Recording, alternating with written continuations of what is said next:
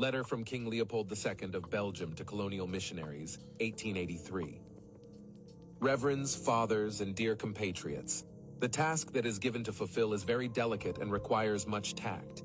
You will go certainly to evangelize, but your evangelization must inspire above all Belgium interests. Your principal objective in our mission in the Congo is never to teach the Nig-Ger to know God. This they know already. They speak and submit to a Mungu, one in Zambi, one in Zakomba, and what else I don't know. They know that to kill, to sleep with someone else's wife, to lie and to insult is bad. Have courage to admit it. You are not going to teach them what they know already. Your essential role is to facilitate the task of administrators and industrials, which means you will go to interpret the gospel in the way it will be the best to protect your interests in that part of the world. For these things, you have to keep watch on disinteresting our savages from the richness that is plenty in their underground.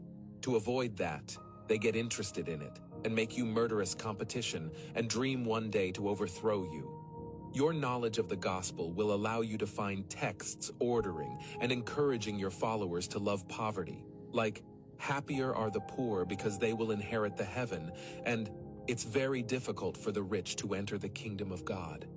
You have to detach from them and make them disrespect everything which gives courage to affront us. I make reference to their mystic system and their war fetish warfare protection, which they pretend not to want to abandon, and you must do everything in your power to make it disappear. Your action will be directed essentially to the younger ones, for they won't revolt when the recommendation of the priest is contradictory to their parents' teachings. The children have to learn to obey what the missionary recommends, who is the father of their soul. You must singularly insist on their total submission and obedience. Avoid developing the spirit in the schools. Teach students to read and not to reason. There, dear patriots, are some of the principles that you must apply. You will find many other books which will be given to you at the end of this conference. Evangelize the Nig-Ger so that they stay forever in submission to the white colonialists, so they never revolt against the restraints they are undergoing. Recite every day. Happy are those who are weeping because the kingdom of God is for them. Convert always the blacks by using the whip. Keep their women in 9 months of submission to work freely for us.